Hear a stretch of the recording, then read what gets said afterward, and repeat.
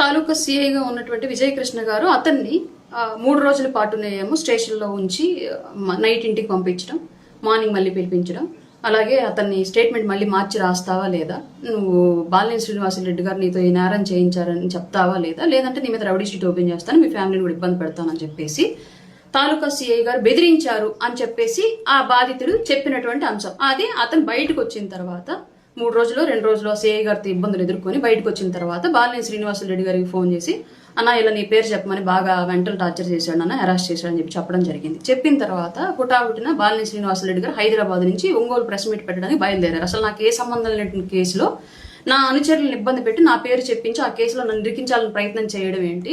కూటమి ధర్మం కాబట్టి నేను ఇన్ని సంవత్సరాలుగా నోరు మూసుకుని ఏమీ మాట్లాడకుండా నేను అక్కడ ఉన్నాను, కార్యకర్తలు స్థానికంగా ఇబ్బంది పెడుతున్నారని తెలిసినప్పటికీ కూడా పవన్ కళ్యాణ్ గారు ఇచ్చినటువంటి మాట ప్రకారం నేను ఇప్పటి వరకు ఏం మాట్లాడలేదు. అయినా సరే నా కార్యకర్తలను ఇబ్బంది పెడతా ఉంటే ఇన్ని రోజులు నేను సైలెంట్ గా ఉంటానని చెప్పేసి ఆయన హైదరాబాద్ నుంచి బయలుదేరితే పార్టీకి ఇన్ఫర్మేషన్ ఇచ్చి బయలుదేరిన తర్వాత సగం దూరం వచ్చాక పార్టీ బాలినేని శ్రీనివాసరెడ్డి గారు ఆపింది. మీరు ప్రెస్ మీట్ పెట్టద్దు, మనకి స్థానిక సంస్థల ఎలక్షన్స్ దగ్గరలో ఉన్నాయి కాబట్టి ఇది డిస్టర్బెన్స్ క్రియేట్ చేస్తుంది, మీరు పెట్టద్దు, ఆ విషయం మీద మేము మాట్లాడతాం, మీరు వెనక్కి వెళ్ళండి అని చెప్పేసి అంటే దాచేపల్లి దాకా వచ్చినటువంటి వ్యక్తి వెనక్కి వెళ్ళిపోయారు బాలినేని శ్రీనివాసరెడ్డి గారు. తర్వాత ఏం జరిగిందనేది తెలియదు మనకి, బట్ ఆ సిఐ గారు అక్కడే ఉన్నారు. ఏం జరుగుతుందనేది మనకి ఇంకా అప్పుడు ఆయన ప్రెస్ మీట్ అన్నారు, వెళ్ళాము, ఎందుకు సార్ అంటే ఇది కారణం అని చెప్పారు. సరే అన్నాం. తర్వాత మధ్యలోనే ఫోన్ చేసి వెనక్కి వెళ్తున్నానమ్మా, సార్ ఇలా చెప్పారు, పార్టీ ఆఫీస్ నుంచి ఇలా ఇన్ఫర్మేషన్ వచ్చింది, వెళ్తున్నానని చెప్పామన్నారు. ఓకే సరే సార్ అని చెప్పేసి వచ్చేసాం. ఇంకా తర్వాత మేము పట్టించుకోలేదు, ఆ విషయం గురించి మాట్లాడలేదు. బట్ నిన్న మళ్ళీ బాలినేని శ్రీనివాసరెడ్డి గారు రావడానికి కారణం ఏంటి అంటే బొమ్మినేని మురళిని ఎలా అయితే బెదిరించారో సిఐ గారు బెదిరించారని బొమ్మినేని మురళి చెప్తున్నారు కాబట్టి అట్లాగే ఒక క్రషర్ ఉంటుంది చేమకుర్తిలో, ఆయన పేరు నరసింహారెడ్డి ఏదో పేరు, బాలినేని శ్రీనివాసరెడ్డి గారి మనిషిది ఆ క్రషరు. వాళ్ళు ఏదో డస్ట్ వస్తుంది క్రషర్లో నుంచి, ఆ డస్ట్ తోలుకుంటున్న క్రమంలో మైన్స్ మీద చెస్ కలెక్షన్ కు దేనికో ఏఎంఆర్కి ఇచ్చినట్టున్నారు. ఏఎంఆర్ వాళ్ళు ఆ ట్రక్ ఆపారు. ట్రక్ ఆపితే ఈ మైన్ ఆ క్రషర్ ఓనర్ కి అండ్ ఏఎంఆర్ వాళ్ళకి మధ్య ఒక గొడవ జరిగింది. అది పోలీస్ స్టేషన్ లో కేసు నమోదైంది, కొట్లాట కేసు.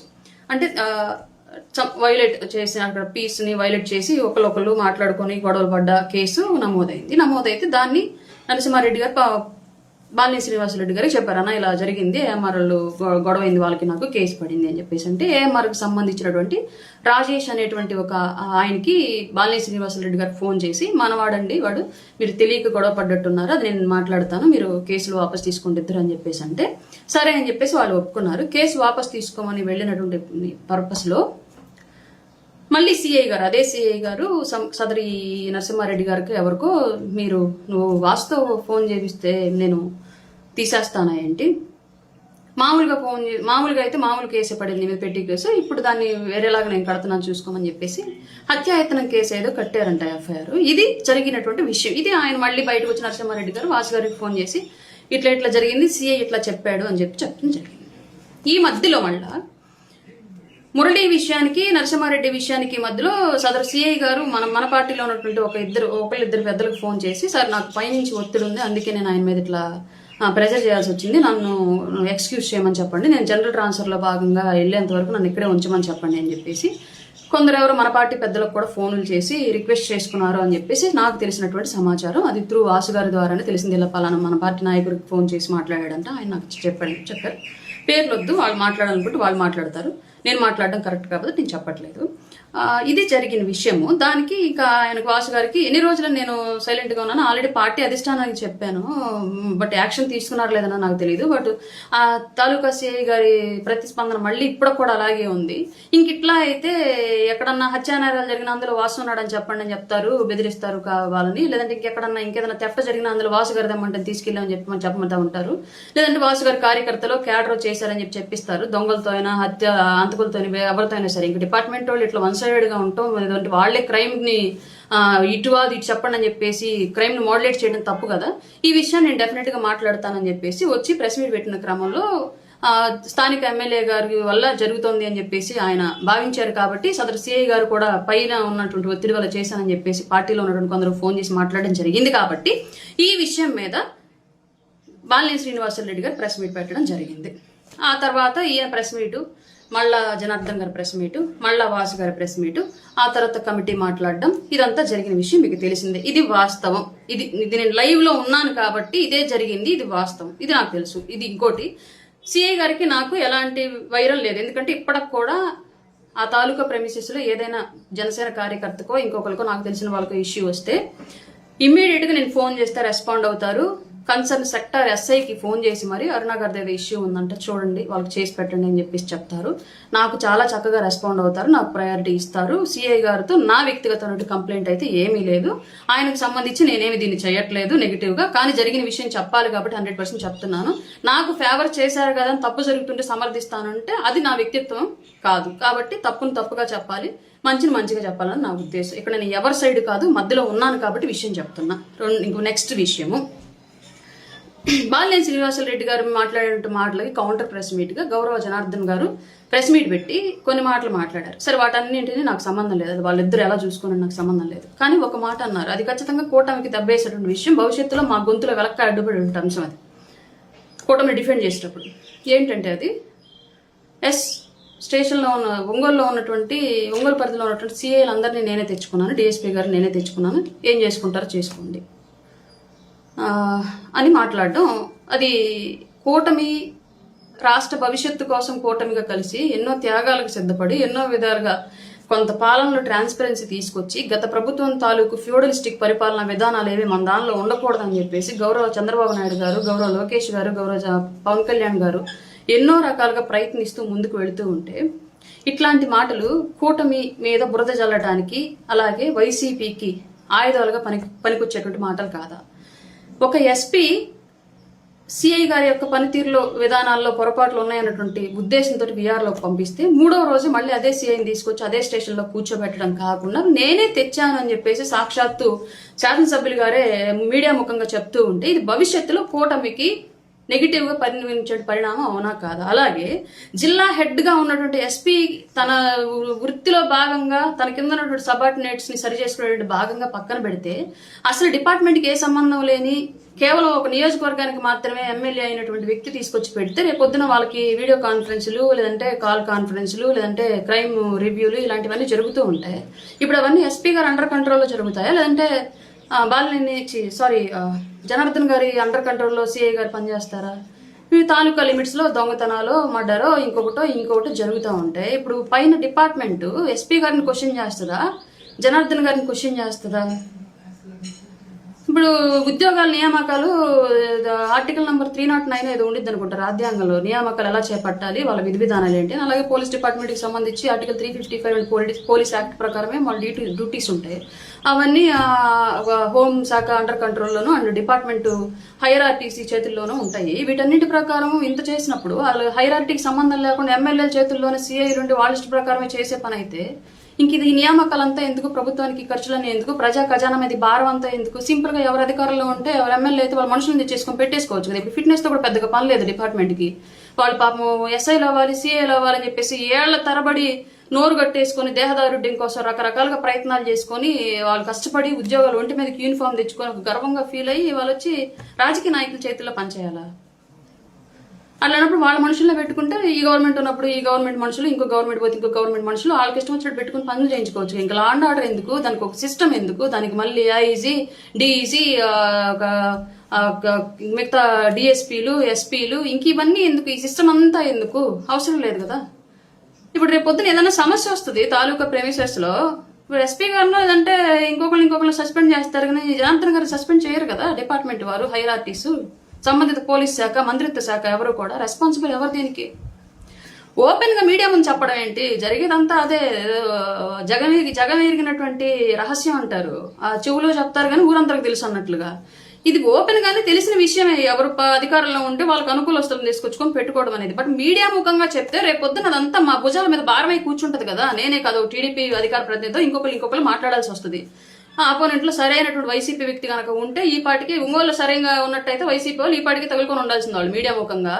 అంటే ఇప్పుడు ఒక టీడీపీ వ్యక్తికి ఒక వైసీపీ వ్యక్తికి గొడవ అవుతుంది సపోజ్, అక్కడ న్యాయం ఆలోచించకుండా ఎమ్మెల్యే గారు సైడ్ తీసుకుంటారనే అర్థం. తప్పు వైసీపీ వాళ్ళ వైపు లేదు, ఒక జనసేన టీడీపీ లేదానికి ఇష్యూ అవుతుంది. అక్కడ కూడా ఎమ్మెల్యే గారు సైడ్ తీసుకుంటారు. ఎమ్మెల్యే మనిషి నేనే పెట్టించానని ఎమ్మెల్యే గారు చెప్తున్నారు ఓపెన్ గా. ఏంటిది నాకు అర్థం కాలేదు నిజంగా. ఇంకొకటి అది అలా ఉంటే ఇప్పుడు అది జిల్లా ఎస్పీ గారు సంబంధం లేకుండా జరుగుతుందా అంటే ఏమో మరి ఆయనకి సంబంధం లేకుండా జరుగుతుందని స్థానికంగా జరుగుతున్నటువంటి విషయం ఇది. అసలు ఒక్క సిఐ గురించి రెండు పెద్ద పెద్ద వ్యక్తుల మధ్య, రెండు పార్టీల మధ్య ఇంత అగాధం వస్తా ఉంటే ఎందుకు ఇంత ఉపేక్షిస్తున్నారు అనేది నాకు కూడా అర్థం కాని విషయం. మీకు ఒకవేళ క్యాస్ట్ ప్రయారిటీ ఏమన్నా ఉంటే అదే క్యాస్ట్ నుంచి వేరే వాళ్ళని తెచ్చుకొని పెట్టుకోవచ్చు కదా. బోల్డ్ ఎలిగేషన్స్ ఏవో వస్తున్నాయంట.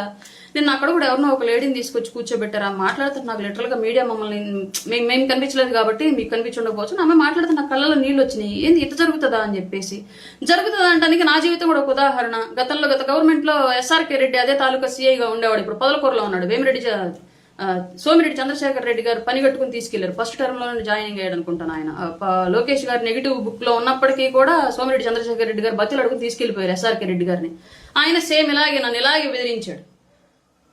అప్పుడు వైసీపీకి ఫేవర్గా, వాసు గారికి అనుకూలంగా, వాసు గారు మనుషులు చెప్తే వాసు గారికి తెలియదు ఈ విషయం వల్ల. ఎందుకంటే వాసు గారిని కలవడానికి వెళ్తేనే నన్ను బెదిరించాడు. ఆయన గెలిస్తే వేరేలాగా చేస్తానని చెప్పేసి. అది జరుగుతుంది, ఆ విషయం నాకు తెలుసు. నేను నా మహిళ మాట్లాడుతుంటే నా గతం నాకు గుర్తొచ్చి కళ్ళంటి నీళ్ళు వచ్చాయి నాకు.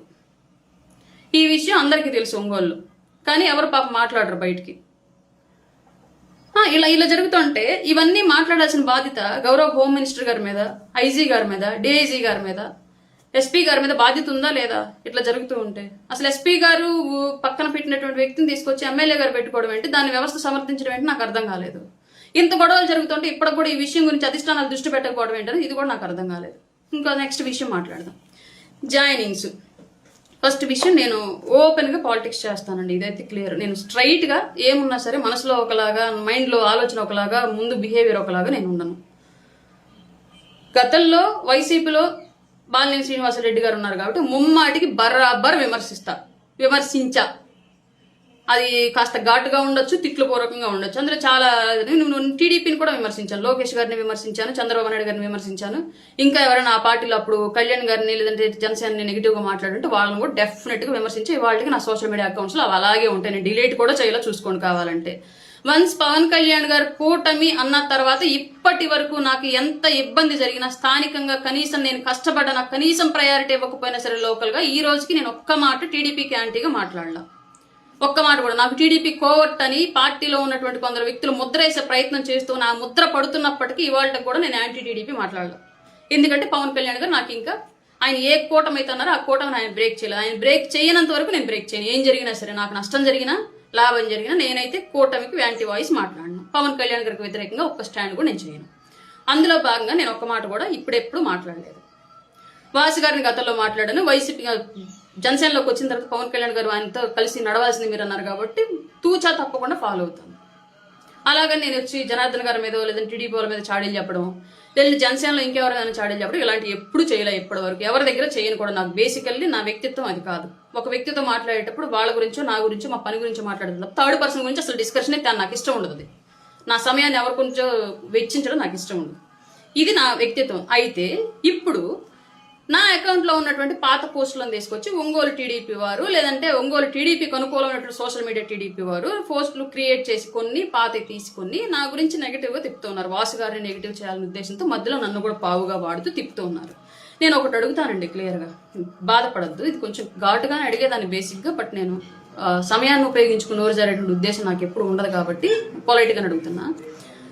ఎంతమంది వైసీపీ వాళ్ళు బిఫోర్ ఎలక్షన్ టీడీపీలోకి వచ్చి టికెట్లు తీసుకుని వాళ్ళ మంత్రులుగాను ఎమ్మెల్యేలుగాను ఉన్నారు. వాళ్ళకి మీరు ఎట్లా టికెట్లు ఇచ్చారు? అప్పుడు వాళ్ళు వైసీపీలో ఉన్నప్పుడు మీ టీడీపీకి కేటావర్ అక్కడ ఇబ్బంది పడలేదా? జనసేనకి కేటావర్ ఇబ్బంది పడలేదా? అఫ్ కోర్స్ దీనికి మీరు మళ్ళీ వాళ్ళు మా పార్టీ గుర్తు మీద గెలిచారు అని చెప్పేసి ఏమన్నా సమర్థించుకుంటారేమో. పార్టీ గుర్తు మీద గెలిచారు, తీసండి, వాళ్ళకి మంత్రులు కూడా ఇచ్చారు, అయిపోయింది. బిఫోర్ ఎలక్షన్ తర్వాత కూడా ఎంతమంది మీకు టీడీపీలోకి రాలేదు వైసీపీ వాళ్ళు? కరి పద్మశ్రీ కానివ్వండి, కళ్యాణ్ కానివ్వండి, ఎమ్మెల్సీలు ముగ్గురు ఏమి వచ్చారు. మోపిదేవి వెంకటరమణ గారు వచ్చినట్టున్నారు, బీసీ ఆయన కృష్ణయ్య గారు వచ్చినట్టున్నారు. వీళ్ళందరికీ మీరు ప్రయారిటీ ఇవ్వలేదా? ఇవన్నీ కూడా పవన్ కళ్యాణ్ గారిని అడిగి తీసుకున్నారా? మీకు పవన్ కళ్యాణ్ గారి పార్టీలోకి తీసుకోవాలనుకున్నప్పుడు మీకు చెప్పి తీసుకోవడానికో లేదంటే మీ వ్యక్తిగత అభిప్రాయాలతో ఆయన పార్టీని బిల్డ్ చేసుకోవడానికో మీరు మాట్లాడడానికి కనీసం మీకన్నా అర్థమవుతుంది ఏం మాట్లాడుతున్నారు ఏంటి అనేది? అలాగే అడుగుతాను. ఒకప్పుడు సీనియర్ ఎన్టీఆర్ గారు మీకు నచ్చలేదు, దానికి చాలా సంఘటనలు ఉన్నాయి. బట్ నేను వాళ్ళ నా నోటితో నేను చెప్పను. ఎందుకంటే నేను చాలా గౌరవిస్తాను కూటమి కానీ టీడీపీ కానీ. నేను కష్టపడ్డాను మీకోసం, నేను పనిచేస్తున్నాను.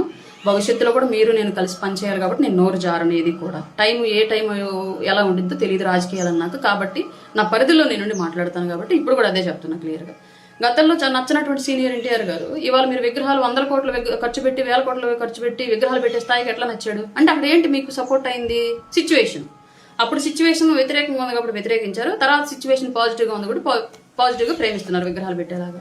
మరి ఇదే విషయం బాలినేని శ్రీనివాసరెడ్డి గారిలోనో లేదంటే జనసేనకో లేదంటే పవన్ కళ్యాణ్ గారికో లేదంటే మాకో వర్తించదా? ఒకళ్ళు చేస్తే సంసారం ఇంకొకళ్ళు చేస్తే ఇంకొకటి ఏంటి? ఇది మీకు అంటానికన్నా కనీసం అనిపించట్లేదా? రేపు స్థానిక సంస్థల ఎలక్షన్స్ వస్తున్నాయి, మనం ఏ విషయంలో గెలుకున్నాం? రాష్ట్ర వ్యాప్తంగా ఇంతమంది వైసీపీలో జాయిన్ అయితే ఏ నియోజకవర్గంలో లేదు, ఒక ఒంగోలు నియోజకవర్గంలో ఎందుకు వస్తుంది సమస్య? నాకు అర్థం కావట్లేదు అసలు. టీడీపీ వాళ్ళకి ఇబ్బందులు పెట్టారు మమ్మల్ని, అన్ని చోట్ల అదే జరిగింది కదా. రాజకీయ ఇబ్బందులు అన్ని పార్టీలు. ఇప్పుడు మొన్న మా పార్టీ కార్యకర్తను తీసుకెళ్లి అరెస్ట్ చేసి లోపల పెట్టారు, మేము మాట్లాడామా? టీడీపీ పెట్టింది, ఎమ్మెల్యే గారు పెట్టించారు అని నాకు తెలిసింది తర్వాత నేను మాట్లాడానా? అది రాజకీయంగా జరిగేటువంటి విధానాలు అవన్నీ. మీకు వ్యక్తిగత గొడవలేం లేవు కదా. ఆయనకు జనార్దన్ గారికో లేదంటే వాసు గారికో వ్యక్తిగత గొడవలేం లేవు, అన్ని పొలిటికల్ గొడవలే. పొలిటికల్ ఉన్నప్పుడు ఉండవా?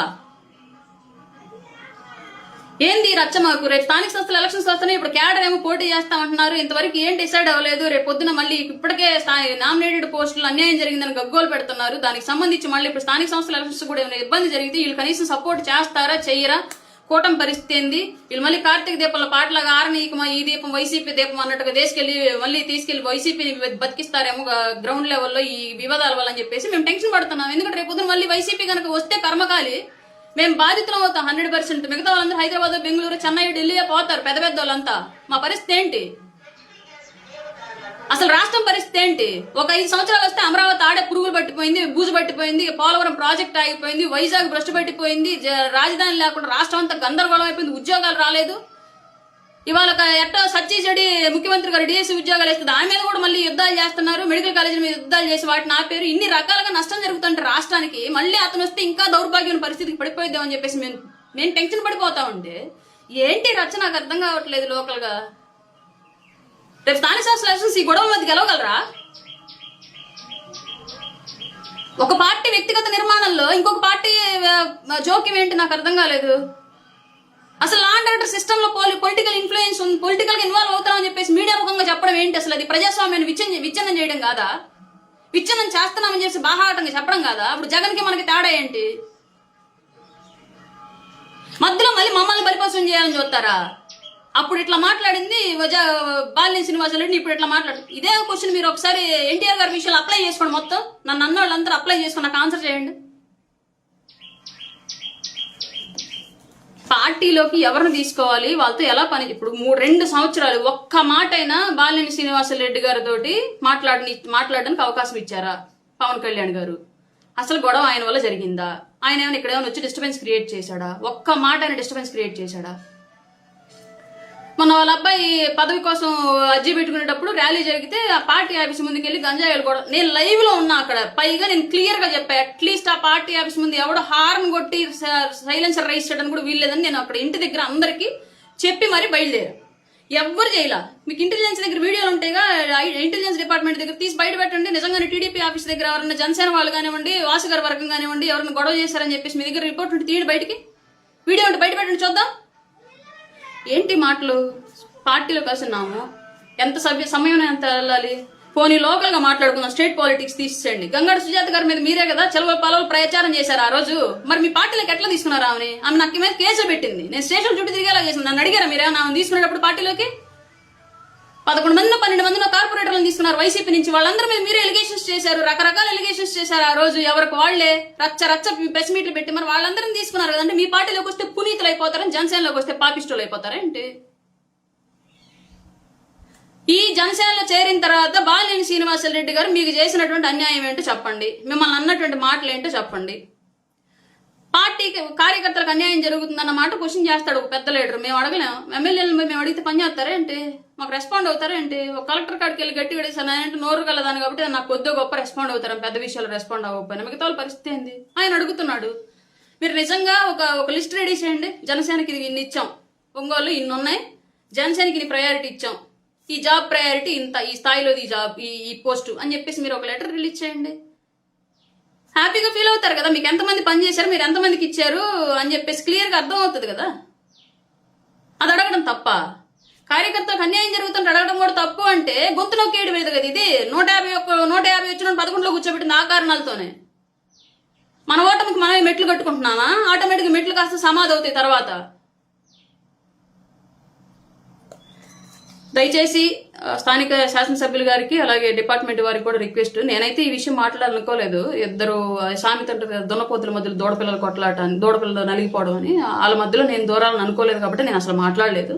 కానీ వాంటెడ్గా ఒంగోలు టీడీపీ వాళ్ళు ట్రిగ్గర్ చేసి మరి నన్ను కిలికి మరి నా పాత అకౌంట్లో ఉన్నటువంటి పోస్టులు తీసుకొచ్చి మరి నన్ను బ్లేమ్ చేస్తానని ట్రై చేస్తా ఉంటే డెఫినెట్గా నాకు నేను డిఫెన్స్ చేసుకోవాల్సిన అవసరం ఉంది కాబట్టి, నా ఆత్మాభిమానం నాకు ఇంపార్టెంట్ కాబట్టి నేను మాట్లాడాను.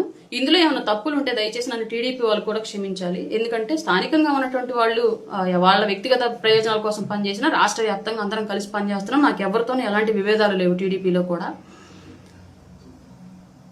కానీ నేను ఎవరి నుంచి ఏ లబ్ధి పొందింది లేదు. నన్ను ఎవరు కూడా అన్నది ఎవరు కామెంట్లు పెడతా ఉన్నారు, కూటమిలో ఉండి లబ్ధి పొందుతూ టీడీపీని టార్గెట్ చేసి మాట్లాడుతుంది అన్నట్టుగా ఏదో చెప్పారు. నేనేమి లబ్ధి పొందలేదు ఎవరి నుంచి కూడా. దయచేసి నా మీద అలాంటి అభాండాలు నిందలు వేయటం మానేయండి. నేను ఇప్పటికీ సింగిల్ ఎన్పీ కూడా ఆశించకుండా, అసలు అడగలేదు. మెయిన్ ఆశించడం అట్లా పెట్టి అడిగితే ఇవ్వలేదు అనేది అది వేరే. నేను అడగలేదు ఎవరిని కూడా. నేను కేవలం పవన్ కళ్యాణ్ గారి కోసమే పనిచేస్తున్నాను. నాకంటూ ఒక రాజకీయ గోల్ ఉంది, దానికోసం మాత్రమే నేను నడుస్తూ ఉన్నాను. అంతే తప్ప ఎవరో ఏదో ఇస్తారనో ఇంకెవరో ఏదో చేస్తారనో మాటలు మార్చడాలు, వ్యక్తిత్వాలు మార్చడాలు ఇవన్నీ నా వల్ల అవ్వవు. నాకు అంత పెద్ద రాజకీయం ఇంకా అవ్వలేదు. నేను ఫెయిర్ పాలిటిక్స్లో ఉన్నాను ప్రజెంట్. దిగువ స్థాయి నుంచి వచ్చాను కాబట్టి ఆ దిగువ స్థాయి పీపుల్ కోసమే నా ఆలోచనలు ఉంటాయి, వాళ్ళ కోసం నిలబడే వాళ్ళ కోసమే నా ఆలోచనలు ఉంటాయి. దయచేసి ఈ విషయం గమనించి టీడీపీ మిత్రులు కూడా నన్ను క్షమించాలి. అలాగే వాసు గారి విషయంలో మీరు మాట్లాడేటువంటి మాటలన్నీ కూడా మీ విజ్ఞతకే వదిలేస్తున్నాను.